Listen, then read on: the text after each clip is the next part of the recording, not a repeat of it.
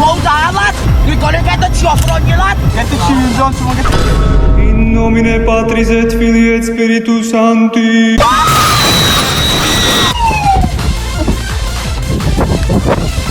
Small.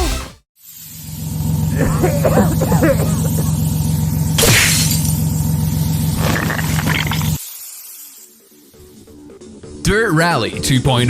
It's a game made by none other than the same OG games company that brought you the Colin McRae games of Christmas past, as well as... well, that answers a lot of questions, actually. This game is one of the best realistic rally simulators that money can buy. But don't be fooled into buying the standard edition of Dirt Rally 2. There's a lot of content for this game that you can only get access to by getting the Game of the Year edition, including the superior maps of the first Dirt Rally game from 2015, as well as a number of different cars that came as part of the game from release. I sank quite a few hours into the first game, and I wasn't planning on paying out and switching to Dirt Rally 2 precisely because of these reasons, other than the fact I was a student living away from home at the time, with barely any money lying around for games. Only for the pints. But alas, here we are. Ultimately, the great deal of good things I was hearing about the sequel to Dirt Rally finally persuaded me to pinch a few pennies out of my pocket, and I'm glad I did, because Dirt Rally 2.0 is one of the hardest, yet most rewarding driving games I have ever played.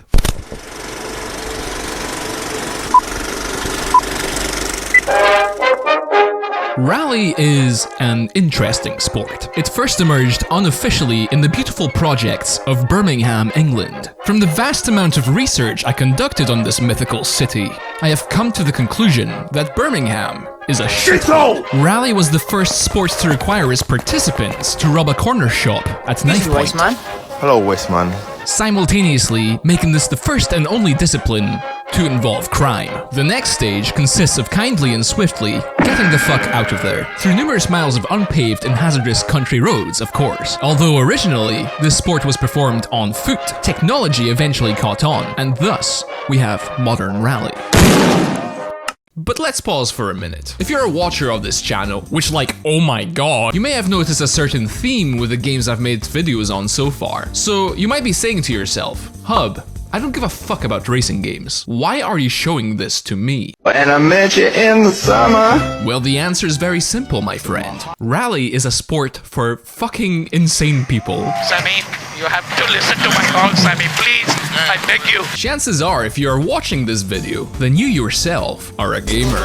Leading me to deduce that you'd at the very least heard of the Souls series of games. They're a sort of rite of passage. The gamer's virginity, if you will. You want a true humbling experience though? Try finishing a monthly community event on Dirt Rally 2. 40 stages or more, split over 4 different maps. And if you wreck your car, well, it's over. There are no retries in community events. Oh, and you thought CSGO Global Elites were crackheads. Clearly you've not experienced performing the smoothest sprint rally of your entire life on your favorite map, only to realize you finished 30 seconds behind some Swede with a full racing wheel setup.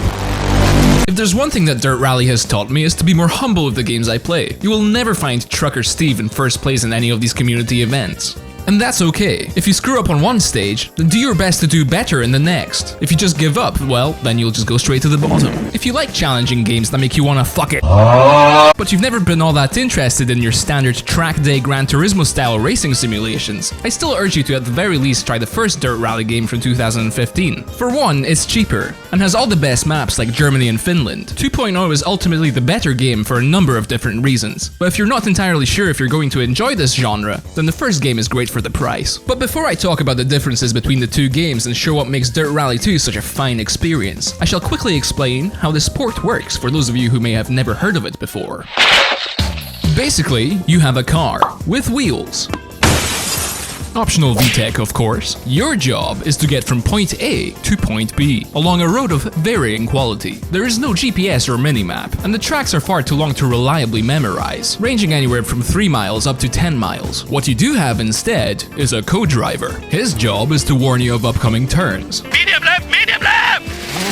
Listen to my called? He does this with the use of something called pace notes. Now there are usually two types of these used in real life, though the type used in Dirt Rally 1 and 2, and all the other Dirt and Colin McRae games for that matter, is the one I believe to be the superior style. Basically, your turns are ranked with a number from 1 to 6. 6 being a very slight turn that you will likely not even have to take your foot off the gas for, and 1 being a sudden, near right angle turn. A common misconception among friends I've spoken to is that the pace note turn number tells you what gear you should be in when you make the turn. While I've found that this can work around 80% of the time, this is not the intention behind the number system. Could be a good strategy for newer players though. There are also some additional types of turns. Below the number 1, you can also have a square turn, hairpin turn, or occasionally an acute turn. All very tight turns that will require you to throw your car's weight around to get through quickly. On the other side, after the 6th turn, we also have a flat turn. Basically, give it full throttle and don't stop for anything. I think this is ultimately what makes Rally one of my favorite motorsports. I've played other racing simulators like Project Cars before, but if you compare the time I spent in those games with that of all the rally games I've ever played, then it's not even close. In those games, the tracks are rarely longer than 2 or 3 miles, and you can count the number of turns you need to remember on 2 hands. Not only that, but you also get to do practice laps and qualify. And screwing up a turn and running it off of the track usually isn't a race-ending event. Rally is completely different in all of these aspects. If I somehow manage to convince you to try Dirt Rally 2, or any other rally game for that matter, then I highly recommend choosing an easy front-wheel drive car to start off with, and just playing through the single-player career mode for a while. There is no better feeling than learning your car to the point where you can be dropped into a stage you've never seen before and being able to finish it flawlessly. As long as you pay attention to what your co-driver is telling you, then it's not very often that you'll find yourself wrapped around a finished tree. Once you're fairly confident though, then Group A and 2000cc cars are by far the most fun to drive in my opinion. 4-wheel drive it's just the best. 6 right long of a crest. Dirt Rally 2 has a wide selection of cars for every notable era of the sport. This includes the 1960s on one end, just barely missing the knife crime arc, all the way up to the modern day. This of course includes some of the most famous championship winning cars from throughout the years. Do you want to drive nothing but Subaru Imprezas all day? Grow up. We're Ford Focus gang here, bitch.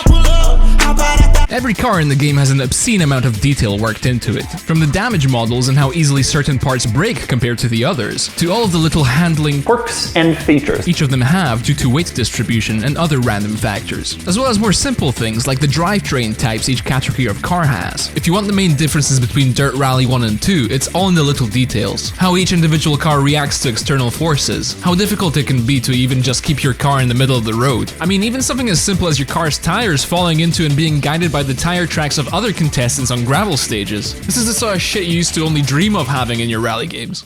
However, what is possibly even more impressive is the sound in this game.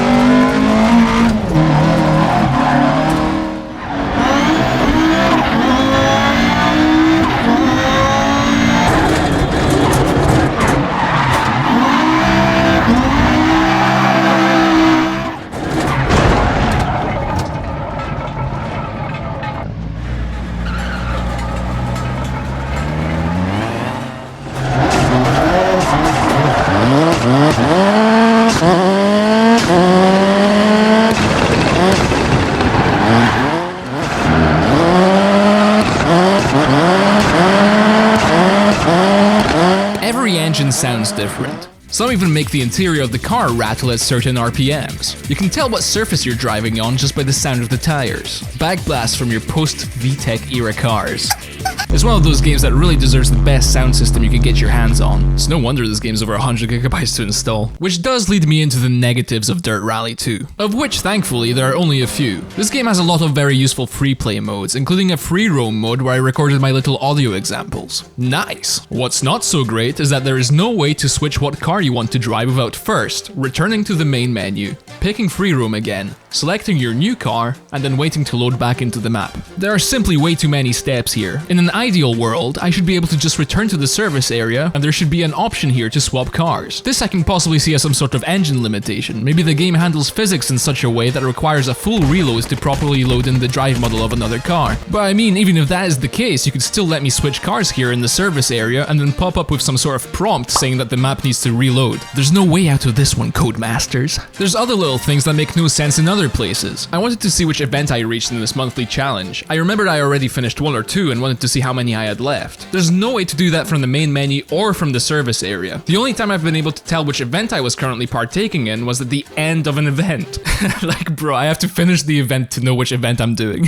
This is the sort of stuff I would expect to be caught during playtesting, and yet, here we are. There's not a lot I have to complain about when it comes to the driving itself. The only real problem I have has to do with how the game treats rainy conditions, because on maps with mostly gravel, I have no problem with it. However, the game is inconsistent with how the physics work on wet asphalt. It could be Hurricane Katrina, no, Hurricane Tortilla on some stages in Poland and Australia, and you would still have pretty much perfect grip on the little bits of tarmac you sometimes get on those maps. And yet, a slight spit droplet of rain in Germany or Spain, and all of a sudden you're dancing on fucking ice. Look, I'm no expert in different tire compounds, or know what sort of tires are best for what conditions, but the medium compound tires in Dirt Rally 2 already have these grooves in them that, correct me if I'm wrong, are there specifically for wet weather. It's why Formula 1 cars usually race with completely smooth tires in dry weather, but switch to grooved tires when it starts to rain. But the grooves on a tyre, and the road tyre is exactly the same, are to disperse water. This new addition of wet tires in this game could have worked if it was toned down from what it is now. I could see a scenario where I choose to be a little slower in the rainy stage if I placed all my bets on the dry one right after it. But the way it is now, if you see the wet weather warning in the service area, there's literally no reason not to pick wet tires. But I'm not done yet. There's one more gripe I need to announce. Dirt Rally 2 has this feature where, after you cross the finish line, you then have to slow down and drive up to the race marshal to then actually end the race. This is a cool little immersive addition. In Dirt Rally 1, the race would just end the instant you cross the finish line. But they don't go far enough with this, because instead of having the player actively need to slow down the car in time before they accidentally kill the marshal, the game instead slams the brakes for you to make sure you come to a stop. This fucking sucks. In Rally, you're going to be giving it 100% until the very end. Sometimes, that means that you cross the finish line a little hot. So, imagine what happens when you come in through the finish line sideways and the game then slams the brakes for you. I suggest instead that the player has to pay a fine if they cannot stop the car in time. You can accumulate money like crazy in this game anyway, so having some sort of penalty like that would make sense. But other than that, this game is really good. Is it the most realistic rally game ever made? I don't think so. Richard Burns Rally exists. But it's damn close though, and you're not going to find another rally game that looks anywhere this good, and that sounds anywhere near as good as this game does. I hope that at the very least I was able to expose you to something new. Just so happens that Steam is having a huge racing game sale on until the 6th of June, meaning that this is probably one of the best times to get the Game of the Year edition. Crazy how things work out sometimes. I've been Scav Merchant Hub, and you've been robbed of 12 minutes of your life. See ya!